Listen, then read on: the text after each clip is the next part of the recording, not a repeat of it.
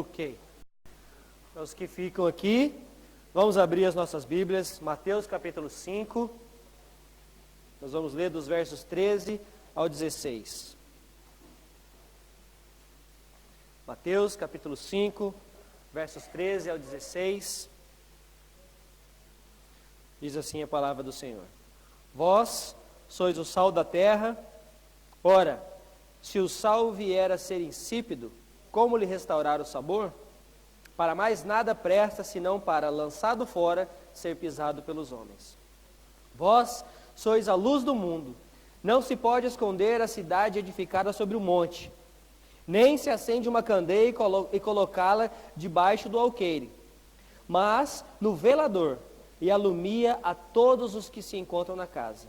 Assim, brilhe também a vossa luz diante dos homens, para que vejam as vossas obras e glorifiquem ao vosso Pai que estás nos céus. Amém? O verso do ano é principalmente tirado do verso 16. Assim, brilhe também a luz de vocês diante dos homens, para que vejam as suas obras e glorifiquem ao vosso Pai que está nos céus. Quando a Bíblia fala acerca de igreja, o povo de Deus, são usados uma variedade de adjetivos, ou imagens, ou exemplos, para nos descrever como igreja. Além de sal da terra, como nós acabamos de ler aqui, nós somos chamados de luz, nós temos que ser luz do mundo e sal da terra. Nós também somos chamados de a noiva de Cristo, esperando ansiosamente pelo nosso noivo. Nós somos um só povo, unido e remido pelo Salvador. Somos um povo de muitas nações e raças diferentes. Somos um corpo ativo, direcionado e controlado pelo cabeça, que é o próprio Senhor Jesus. Somos o exército de Deus. E temos ainda muitos outros exemplos que eu poderia colocar aqui. Nós vivemos hoje tempos de muita atividade na igreja como um todo, não é isso? Para atrair novos membros ou para tentar segurar os que já têm. Cristo deveria ser o suficiente, mas ainda não é. Nós precisamos fazer evento para atrair novos ou para segurar os que já têm, né? Mas o Senhor diz que nós é que precisamos ser luz. Nós é que precisamos ser sal. A verdade é que muito tem sido feito e tão pouco resultado nós temos obtido desses eventos ou dessas programações. Eu digo nós, eu estou falando a igreja como um todo, tá bom? Quando eu digo nós. Muito se tem feito e tão pouco se tem colhido. E a pergunta é, por quê? Será que nós não estamos sendo eficientes da maneira que nós deveríamos ser? Será que nós não estamos usando as ferramentas corretas que nós deveríamos usar? Será que nós não estamos fazendo o que deveria fazer? Bom, nós vimos nos últimos 2 domingos acerca das implicações de sermos sal. Sal, ele dá sabor, ou seja, eu como crente sendo sal, eu tenho que fazer diferença no meio que eu estou. Né? Lembra do exemplo que eu dei de 10 quilos de feijão? Você vai cozinhar 10 quilos de feijão, você não põe 10 quilos de sal, põe? Senão você não vai aguentar comer. Então você põe um pouquinho de sal, ou seja, esse pouquinho de sal faz a diferença naqueles 10 quilos de feijão. Assim tem que ser a nossa vida. O nosso pouquinho de sal tem que fazer a diferença nessa comunidade vasta que nós temos aí ao nosso redor. Seja onde quer que vamos. Depois eu falei acerca da luz do mundo. Por quê? O Senhor diz que nós devemos ser luz do mundo porque Ele é a luz que brilha em nós. Então Ele diz que a luz de vocês brilhem para que os outros vejam as suas boas obras, para que o Pai de vocês seja glorificado. Ou seja, eu não sou salvo por boas obras, mas eu sou salvo para fazer boas obras. Eu faço boas obras porque eu já sou salvo. É assim que o Senhor Jesus diz, olha, você já é salvo, você já é luz do mundo, você já é sal da terra, agora, por causa das suas boas obras, os outros vão ver e o Pai que está no céu vai ser glorificado. O Pai que está no céu vai ser glorificado. Hoje, eu gostaria de falar então sobre a diferença que uma igreja, um grupo de pessoas pequeno fizeram numa comunidade. Eles foram sal e luz onde eles passaram. E não é à toa que nós vemos o relato de Atos dos Apóstolos, a igreja, ou o número de crentes crescendo, o evangelho se expandindo por todos os lugares. Então hoje, o título da mensagem de hoje é Doutrina em Prática. Doutrina em prática. Nós precisamos aprender, nós precisamos achar o balance certo de colocar doutrina em prática. Ok? Vamos abrir então as nossas Bíblias agora em Atos capítulo 2. Atos capítulo 2. Nós vamos ler a partir do verso 42. Já foi inclusive o tema do ano retrasado, 2018. Estamos em 2020, né? É isso aí. 2018, então. 2018. Atos 2.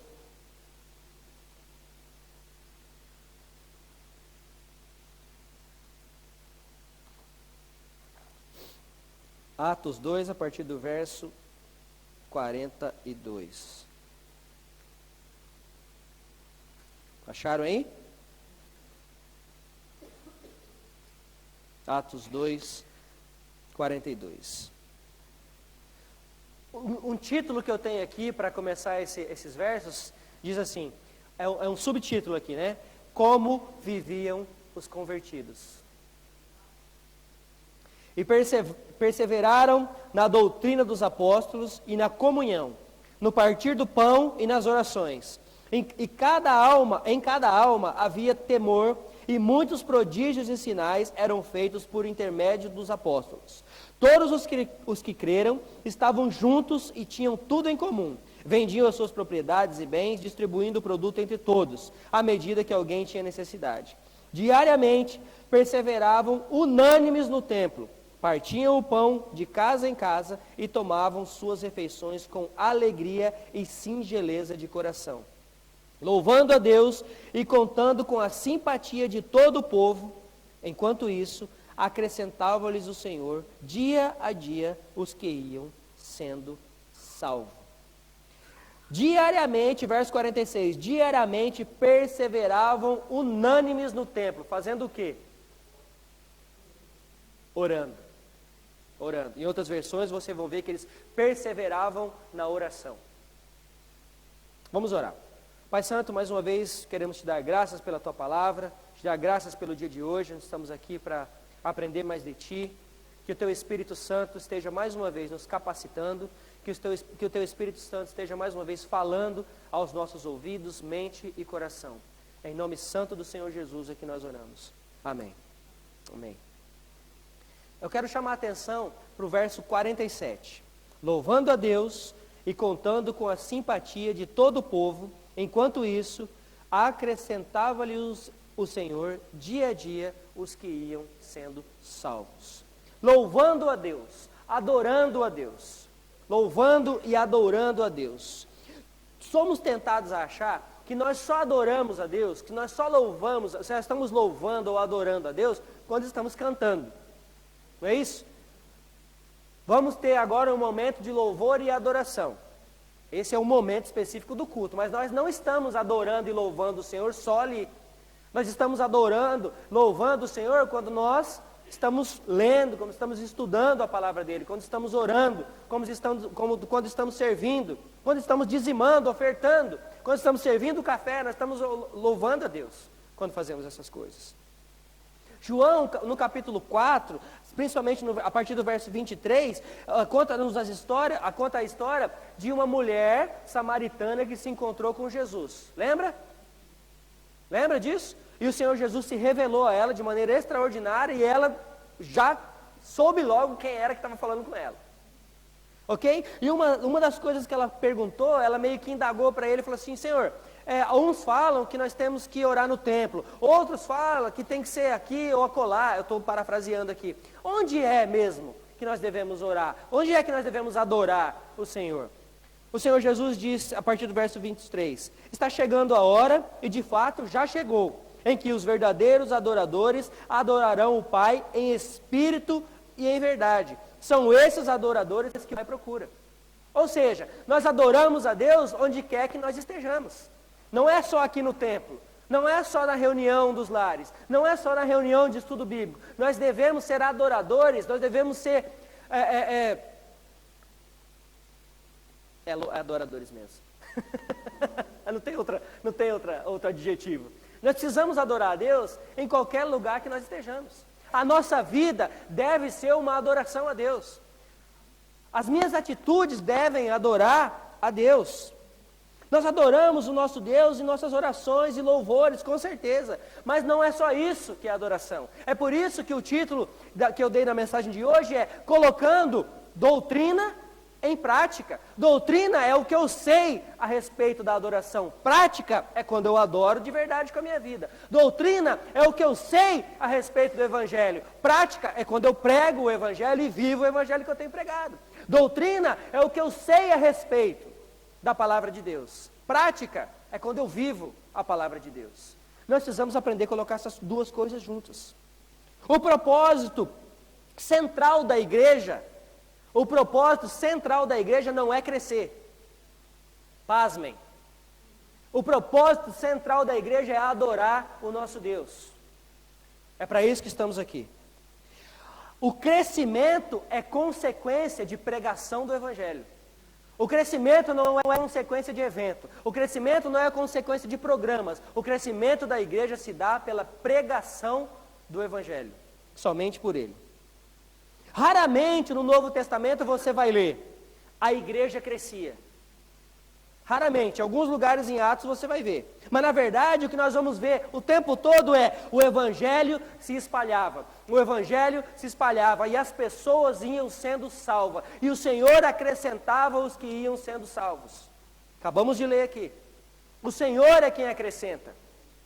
Não é o pastor, não é o líder, não é o evento, não são as pessoas, mas o Senhor é quem acrescenta. O nosso papel é lançar a semente, mas quem dá o crescimento é o Senhor.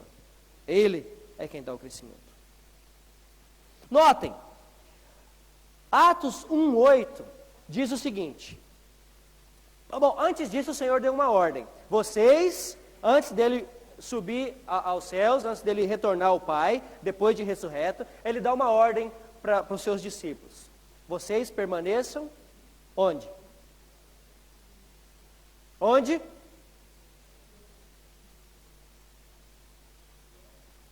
Abra lá comigo, por favor. Atos 1. Senhor Jesus, antes de ascender ao céu, depois da sua ressurreição, permanece por mais 40 dias com seus discípulos, não é isso? Ensinando. Antes de ascender aos céus, ele dá algumas ordens. Primeiro ele diz, ide pregar o Evangelho, e depois ele dá uma outra ordem. Hã? Ok, obrigado, isso mesmo. Fique aqui em Jerusalém até que o Espírito Santo... Vocês falaram? Perdão. É que vocês não valem, vocês é café com leite. Jerusalém.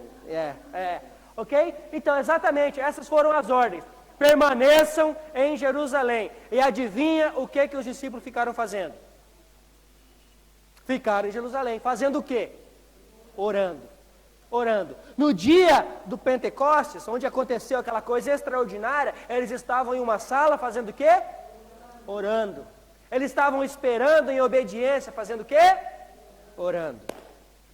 Então naquele dia, o Senhor Jesus prometeu que o Espírito Santo viria e capacitaria os crentes a pregar esse Evangelho da salvação. Não é isso? O Espírito Santo já veio? O Espírito Santo já veio? Já aconteceu, Atos 1:8? Já?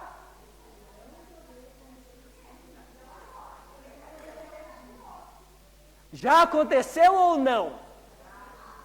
Então o que nós estamos esperando para pregar o Evangelho? O que nós estamos esperando então para pregar o Evangelho? Se o Espírito Santo é quem nos capacita. Se eu sou salvo no Senhor Jesus, já tenho o Espírito Santo, portanto, vivendo em mim. O que eu estou esperando para pregar o Evangelho? O que eu estou esperando para começar a testemunhar do amor e da salvação de Cristo Jesus?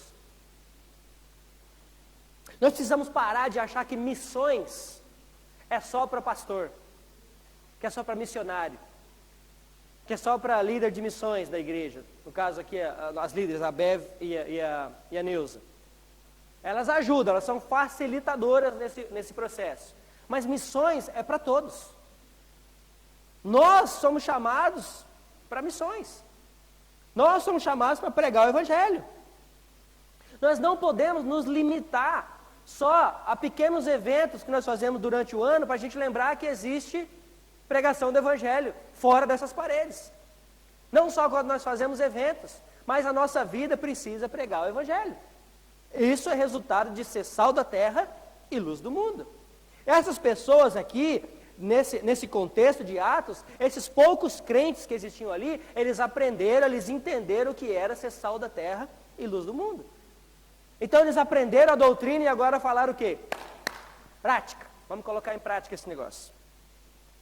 Então eles adoravam a Deus. E todos viam eles adorando a Deus. E adivinha, naquela época, você testemunhar acerca de Jesus, você falar que era crente, você ia ser perseguido.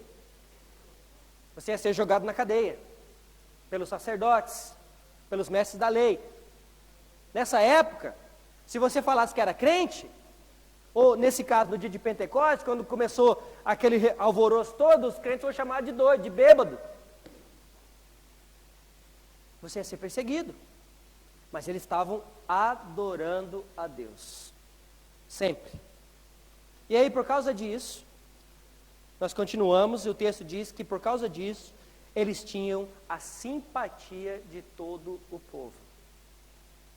Eles tinham a simpatia de todo o povo. Veja bem, a igreja de Jerusalém, a igreja primitiva, o primeiro grupo de pessoas que começaram a se reunir ali, ainda não tinham sido chamados de cristãos, né? Mas esse povo que começou a reunir ali, que começou a pregar o Evangelho, quem foi que pregou o primeiro sermão da igreja primitiva? Pedro. Pedro chamou a responsabilidade. Irmãos e irmãs, esse Cristo que vocês rejeitaram e crucificaram, Ele é o Messias. Ele é o Cristo que haveria de vir. Pedro chamou a responsabilidade e começou a pregar. E aí, as pessoas começaram a se aglomerar. É necessário deixar uma coisa muito clara aqui. Essa igreja recém-formada em Jerusalém, ela não tinha simpatia por causa de coisas que eles faziam, ou das coisas que eles promoviam. A igreja de Jerusalém, ela tinha simpatia do povo, porque eles adoravam a Deus com singeleza de coração. Ou seja, em espírito e em verdade. Ela também não tinha simpatia do povo, porque os crentes dessa igreja falavam e cantavam o que Jerusalém queria ouvir. Eles tinham a simpatia do povo porque eles pregavam a verdade, porque eles pregavam a palavra de Deus. A igreja tinha simpatia do povo porque ela tinha doutrina e vida. A igreja, ela crescia não somente em números, mas ela crescia em conduta. A igreja, ela não só conhecia a palavra de Deus, ela vivia a palavra de Deus. A igreja, ela crescia, ela tinha simpatia do povo, não porque ela pregava o Evangelho, mas porque ela vivia o Evangelho que pregava. Hoje, infelizmente, nós vemos um desequilíbrio muito grande. Nós vemos, em alguns lugares, um zelo muito grande pela doutrina, o que não é ruim, é bom ter zelo pela doutrina, mas é só isso. Existe só um zelo pela doutrina, não existe vida. E por outro lado, os super espiritualizados que nós conhecemos, não quer saber da doutrina, quer saber só dessa vida espiritual. E aí nós temos os excessos. Então nós temos excesso de um lado e temos excesso do outro lado. Nós temos que achar, como eu disse, o meio termo dessas duas coisas. Aí a coisa funciona. Crença e conduta precisam andar juntos. Crença e conduta precisam andar juntos. Palavra e poder. Palavra e poder.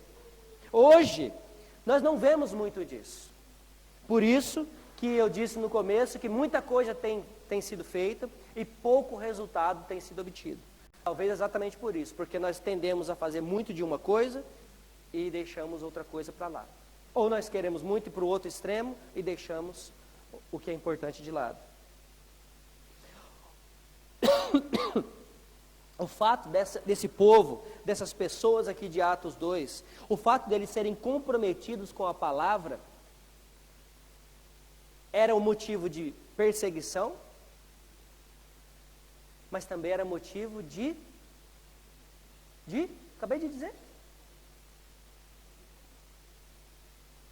de favor das pessoas. As pessoas se chegavam a ele, porque eles viviam o que estavam... É simpatia, exatamente. Eles eram perseguidos, mas também existia simpatia. Porque a palavra alcançava essas pessoas. E mudava a mente, o coração dessas pessoas. E essas pessoas iam sendo acrescentadas para esse grupo. Pelo fato de ser comprometido com a palavra de Deus, e pelo fato de viver o que eles pregavam, além de obedecer e viver, era um povo unido. A igreja precisa ser um povo unido. Nós precisamos ser um povo unido. Estou falando para você vender sua casa de 300 mil libras, não, fica tranquilo. Mas a palavra diz que a igreja precisa ajudar os que são necessitados. Nós precisamos estar de olhos atentos para quem está necessitado ao nosso redor. Como é que começa? Minha casa, né? Eu tenho que ver se tem alguém na minha casa, na minha família necessitando. E aí, a Bíblia também diz dos domésticos da fé, que quem são os domésticos da fé? Os nossos irmãos. E aí, nós partimos para a comunidade ao nosso redor. Existe uma ordem aqui também. Não adianta nada eu sair lá na comunidade e ajudar todo mundo e ser bonzinho lá, mas se o irmão pede ajuda aqui para mim, eu não ajudo. Não tem cabimento um negócio desse. Vocês concordam comigo? Vocês concordam comigo? Claro que nós temos que ajudar a todos, é verdade, sim, nós temos que abençoar, sim, é verdade. Mas o que adianta eu tratar bem a Carol, que é a esposa do Jean, mas não tratar bem a minha esposa? O que adianta eu tratar bem a família da Paula e do Júnior, que são meus amigos, e não tratar bem a minha família? Vocês estão entendendo onde eu estou querendo chegar? Então não adianta, a igreja tinha simpatia do povo porque eles viam que dentro daquela comunidade existia amor, existia a pregação da palavra, e eles viviam a palavra que pregavam, e aquela comunidade que se amava, amava também os de fora, e por isso eles os ajudavam. É por isso que a palavra diz, assim brilhe a luz de vocês, para que os homens vejam as suas boas obras. Para que o Pai de vocês, que está nos céus, seja glorificado. Queridos, boas obras glorificam ao Pai. Boas obras é para o Senhor ver e para os homens ver também. Mas não para que eu seja glorificado, mas para que o Senhor seja glorificado. Nós necessitamos dessas coisas. Não dá para separar. Você quer uma técnica de evangelismo melhor do que essa? Existe? Existe treinamento evangelístico melhor do que esse? Existe treinamento missionário melhor do que esse? Se não ouvir, estudar, aprender e viver a palavra de Deus, não existe. Não existe melhor treinamento do que esse. Obedecer a palavra, viver a palavra, compartilhar a palavra. Esse é o nosso chamado. Sejam meus discípulos. Paulo diz, sejam meus imitadores, assim como eu sou de Cristo. Obedeça a palavra, viva a palavra, compartilhe a palavra. Verso 42, nota outra coisa importante. Essa igreja não apenas perseverava na doutrina, eles partiam o pão, eles se ajudavam, acabei de dizer. Eles partiam o pão de casa em casa, eles se importavam uns com os outros. Essa igreja tinha simpatia do povo também, porque se dedicava à oração. A reunião da igreja menos frequentada é a reunião de oração. A reunião da igreja menos frequentada é a reunião de oração. Mas nós vemos aqui que a oração, eu já falei isso há algumas semanas, repeti isso hoje de manhã aqui quando eu preguei. A oração, ela gera avivamento primeiro em mim, para depois gerar avivamento no lugar onde eu estou e para depois alcançar as pessoas. O crente que não ora, eu sinto te dizer, mas se você diz que é crente e você não ora, você está morto.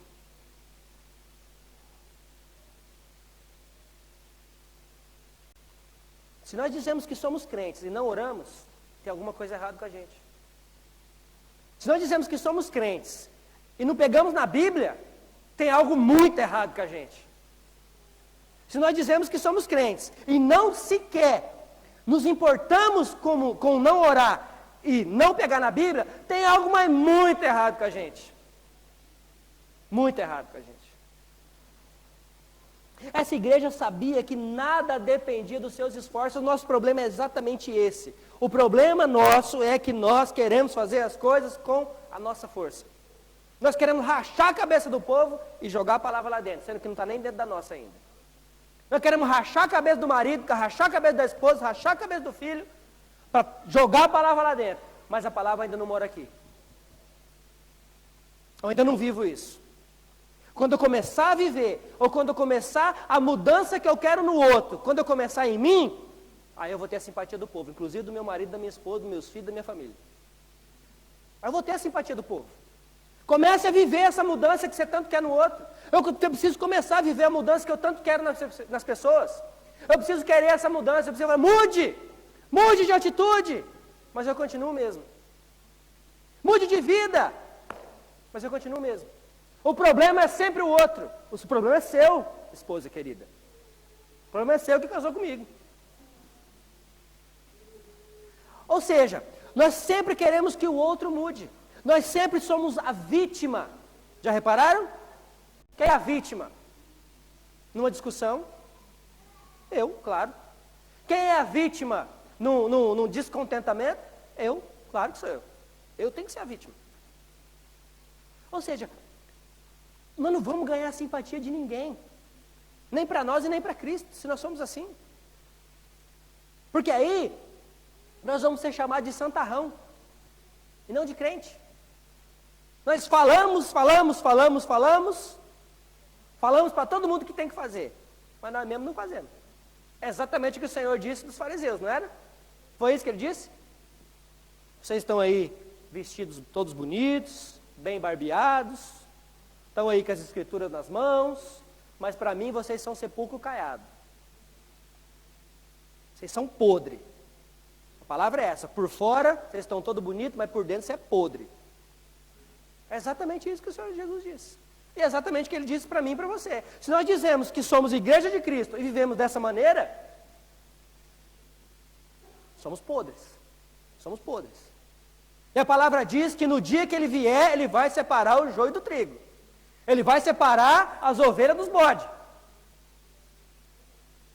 Mesmo vão ter alguns que vão dizer, Senhor, mas eu falei no Teu nome, eu preguei no Teu nome, eu curei no Teu nome, eu fiz tudo no Seu nome. E o Senhor vai dizer, aparta-te de mim porque eu não te conheço. Quão sério é isso para nós como igreja? Doutrina em prática. E o finalzinho, e o Senhor lhes acrescentava.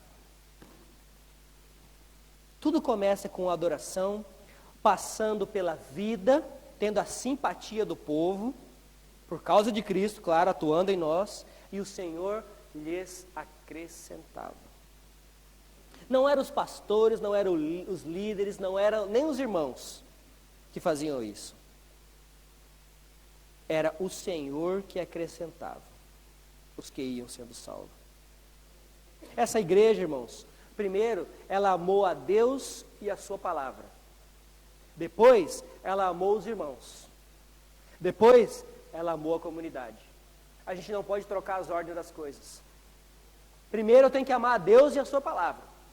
Depois, eu tenho que amar os meus irmãos, incluindo a minha família. Família de sangue. Ela é minha esposa, mas ela também é minha irmã em Cristo. Aí eu amo a minha família, aí eu amo os meus irmãos, e aí eu amo a comunidade. E aí o Senhor acrescenta. Tem uma fórmula aqui, e não é mágica. A fórmula não é mágica. Está escrito aqui, ó. Tem uma receita aqui. É a receita para o sucesso. Aqui está a receita do sucesso. Ame a Deus, ame a sua palavra, ame os seus, ame os outros. É a receita para o sucesso. E o Senhor vai acrescentar, pode ter certeza disso. Eles entenderam que a palavra do Senhor é a melhor ferramenta de evangelismo que existe. Nós precisamos entender isso também. Eles também entenderam que não adianta nada ir lá fora pregar uma coisa que nem eu mesmo vivo. Eles se importavam uns com os outros, eles choravam uns pelos outros, eles se alegravam uns com os outros. Então eles iam lá fora e compartilhavam tudo isso com as outras pessoas também. Essa igreja crescia porque produzia impacto na comunidade, porque ela era sal na comunidade. O pouquinho de sal que era esse agrupamento de pessoas impactou toda uma comunidade. Do mesmo jeito que eu citei para vocês o avivamento que teve aqui no país de Gales, que teve aqui na Inglaterra há 100 anos atrás, 105 anos atrás. Ele começou nas pessoas. As pessoas decidiram que eles iam ser sal da terra. O que eles fizeram? Oraram. Elas decidiram que elas queriam ser luz no mundo. O que eles fizeram? Oraram. Eles decidiram que eles queriam avivamento. O que eles fizeram? Oraram. E o avivamento começou onde? No país de Gales, aqui na Inglaterra? Não, começou na vida deles, na casa deles, na comunidade deles, na cidade deles. Depois expandiu. Exatamente como começou na igreja primitiva. Começou em Jerusalém. E dali expandiu. Dali expandiu. Era uma igreja comprometida com a verdade, mas não era uma igreja legalista. Comprometimento com a verdade é uma coisa, legalismo é outra coisa. Era uma igreja simpática e amável. Simpática e amável. Era uma igreja comprometida, era uma igreja piedosa, mas não era uma igreja de santarrões. Não era uma igreja de santarrões. Os crentes eram fiéis, alegres, festivos e íntegros. Eu tenho sido um crente fiel, alegre, festivo, mas íntegro. O culto a Deus não era um evento fúnebre. Tem alguns cultos que a gente vai, que a gente participa, que parece mais que nós estamos num velório. O culto a Deus, nós estamos celebrando o Deus vivo. Culto a Deus, nós estamos celebrando o Deus vivo. Eu pelo menos estou, você está? Nós celebramos Jesus Cristo, Deus vivo. Nós celebramos o Espírito Santo, Deus, vivendo em mim. Eu estou vivo? Você está vivo? Amém. É isso que nós temos que celebrar. A igreja impactava a comunidade porque produzia melhores maridos, melhores esposas, melhores filhos, melhores sobrinhos, melhores tudo. Por isso a igreja impactava a comunidade. Mas não porque eles eram melhores do que outros.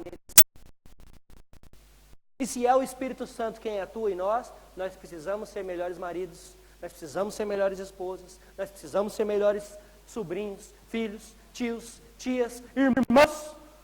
Nós precisamos ser melhores. Onde essa igreja parou? Onde essa igreja parou? Não parou. Nós somos continuidade dessa igreja. Nós somos continuidade dessa igreja. Essa igreja não parou. Atos não acabou.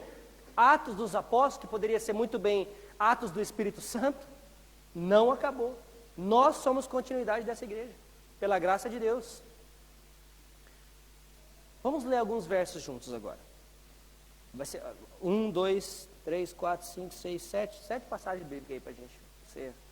Está tudo em Atos, fica tranquilo, você vai achar rapidinho, espera. Atos 1,15. Abra comigo aí, Atos 1,15.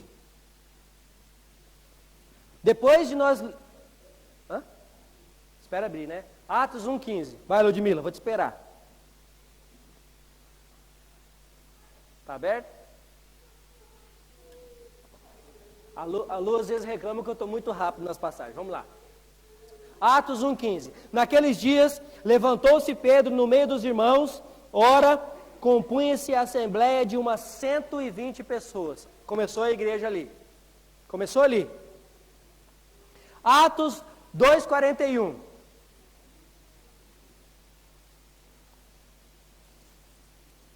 Atos 2,41. Acharam? 2,41 diz: então os que aceitaram a palavra foram batizados, havendo um acréscimo naquele dia de quase 3.000 homens. Atos 4,4. Veja, o acréscimo é do quê? Homens, de pessoas. Atos 4,4. Muitos, porém, dos que ouviam a palavra, aceitaram, subindo o número de homens a quase 5.000. 5.000. Atos 5,14. Acharam? Agora passou de 5.000, agora tá mais difícil de contar. E crescia mais e mais a multidão dos crentes, tanto os homens quanto mulheres, agregados a quem? Ao Senhor. Atos 6:7.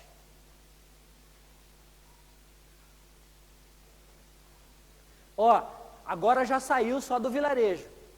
Já saiu só daquela comunidadezinha. Atos 6:7. Crescia a palavra de Deus na cidade, em Jerusalém. Se multiplicava o número dos discípulos. Também muitíssimos sacerdotes obedecem à fé. Obedecem à fé.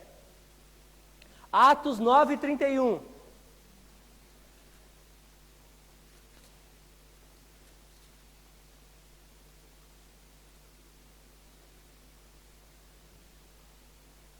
Agora sim fala da igreja, olha só. A igreja, na verdade, tinha paz por toda a Judéia, Galiléia e Samaria, edificando-se e caminhando no temor do Senhor e no conforto do Espírito Santo, crescia em número. E para terminar, Atos 16:5.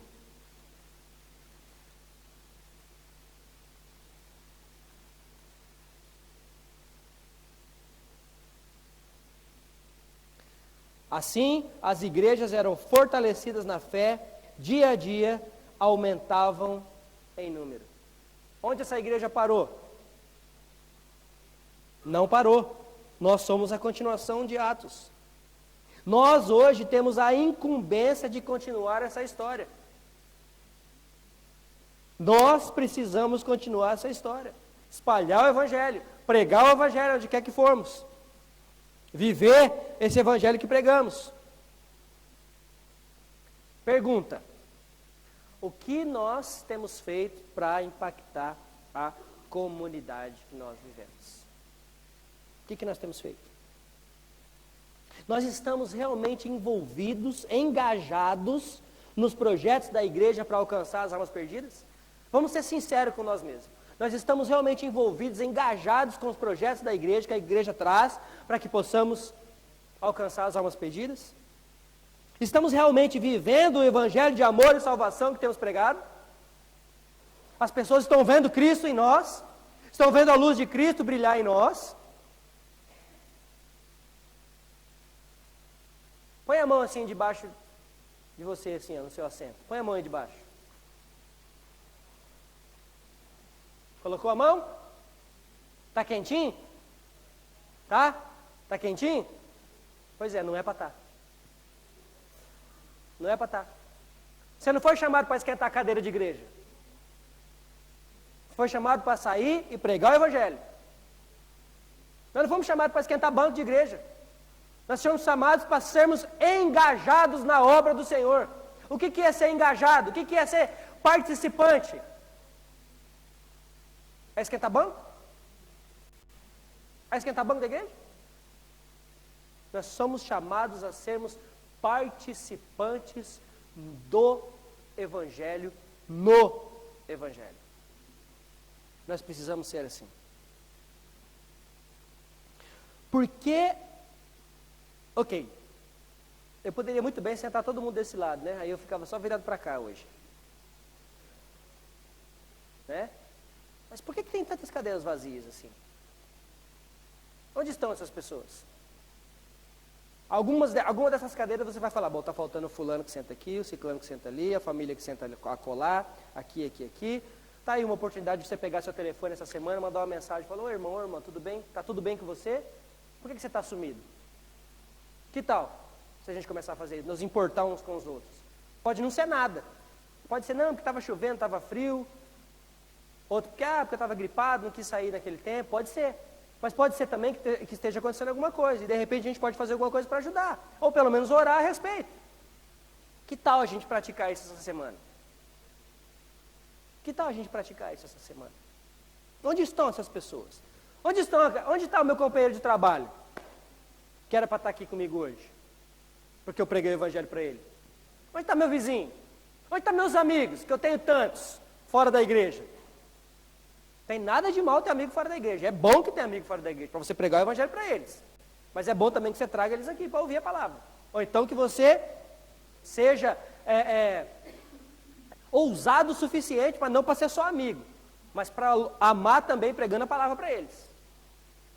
Precisa ser assim.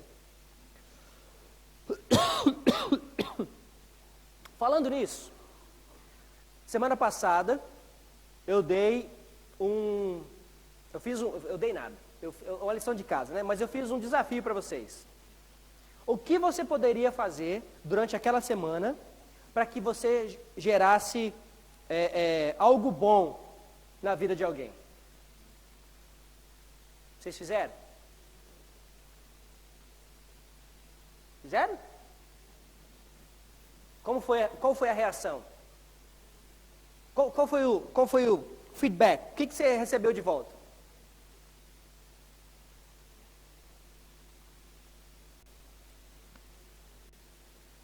Prazer de ter abençoado. O que mais? Tapinha nas costas, valeu.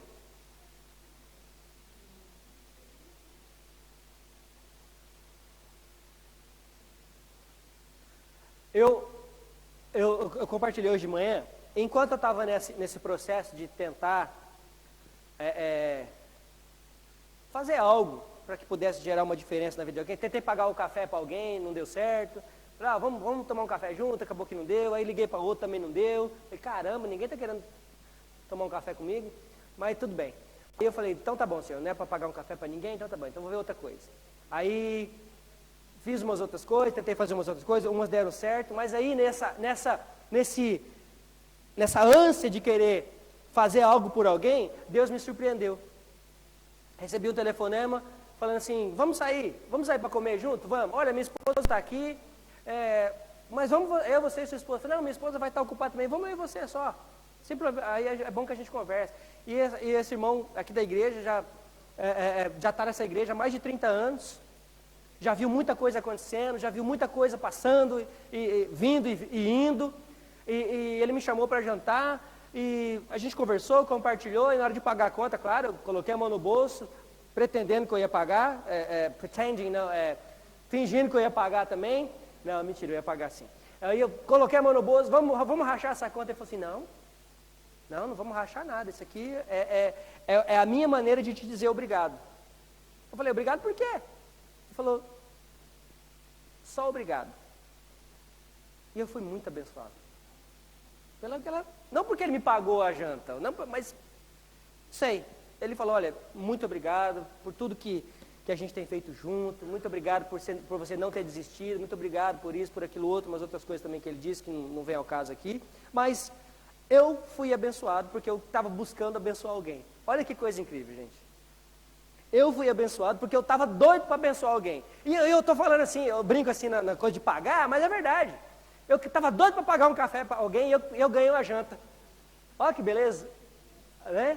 Mas isso é muito bom. Isso é muito bom. Gente, experimente fazer isso. Veja o que você pode fazer essa semana para gerar uma diferença na vida de alguém. Veja que você pode, nem que seja uma mensagem, nem que seja uma ligação. Falar, olha, estou sentindo sua falta, está tudo bem com você? E não precisa ser no grupo para todo mundo ver não, pode ser em privado. Nem privado. Fala, olha, está tudo bem? Ou então alguém até que está aqui, você está olhando para essa pessoa e está falando, olha, alguma coisa não está boa. Eu vou mandar uma mensagem para ele, para ela, para saber o que está acontecendo. Se a pessoa não quiser falar, aí já é um outro problema. Ou se a resposta, que geralmente quando a pessoa não quer falar, a resposta é, ore por mim, irmão. Né? Tudo bem, é porque não quer falar. Mas tudo bem também, mas pelo menos nós sabemos que tem alguma coisa que é para orar. Nós não sabemos o que é, mas o Senhor sabe de todas as coisas, não é isso? Vamos experimentar fazer diferença na vida de nós, aqui como comunidade. Vamos fazer diferença na vida de um do outro. Aí, pensa alguém então que você poderia fazer diferença nessa semana. Fazer algo de bom. Faça uma visita. Vai cortar uma grama, sei lá, faça alguma coisa. Grama não dá nem para cortar com esse tempo ruim que está lá fora. Né? Vai colher umas flores. Flor também não está dando, está frio também, meu Deus. Vai pegar folha que está caindo, pronto. Vai limpar uma calha. Vai fazer uma mudança para alguém. Né? É verdade. Isso faz tão bem. Mas tão bem. E a gente é que é surpreendido. O irmão, eu falei da mudança agora que eu lembrei. Ele foi querer fazer. Ele já testemunhou isso aqui pra gente. Ele foi querer abençoar. Ele falou, olha, eu vou ajudar, já estou aqui trabalhando mesmo, vou aqui fazer. E ele foi abençoado. Sem pretensão nenhuma. E tinha perdido o dinheiro ainda, não foi? Ô dó. Mas Deus é assim que Ele faz, Ele nos surpreende com as pequenas coisas. Ele faz isso com a gente, assim, e a gente fica maravilhado pelas pequenas coisas que Ele faz. Vamos tentar na medida do possível, ganhar essa simpatia, mas não é essa simpatia só de ser simpático, sorridente. Não, é ganhar simpatia, porque nós demonstramos o amor que nos foi revelado. Nós exalamos essa luz que está em nós. Nós somos sal onde quer que nós estejamos. Quando o crente chegar, onde está havendo bagunça, onde está havendo difamação, onde está tendo palavrão, tem que parar. Tem que acabar, porque a nossa presença tem que gerar um constrangimento nas pessoas que fazem isso. Eu não tenho que dar risada das piadas profanas que contam. Eu não tenho que ficar dando risada das coisas que acontecem. Eu também não quero ser santarrão, não quero falar para você ser santarrão aqui, entenda o que eu estou dizendo. Agora, a nossa presença precisa frear essas coisas. E pior que muitas vezes as piadas são com os crentes, são com o Deus crente. E a gente ri junto. A nossa presença como sal tem que evitar corrupção, tem que evitar o apodrecimento, assim como o sal faz. A nossa presença tem que dar sabor à vida das pessoas. A nossa presença tem que dar um novo ânimo na vida das pessoas. A nossa presença precisa dar luz para o caminho das pessoas, porque nós conhecemos a luz para o caminho.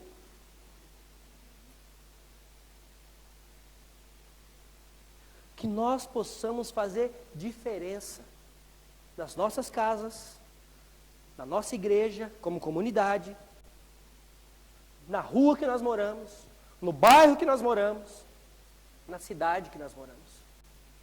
Que nós possamos fazer diferença em nome de Jesus.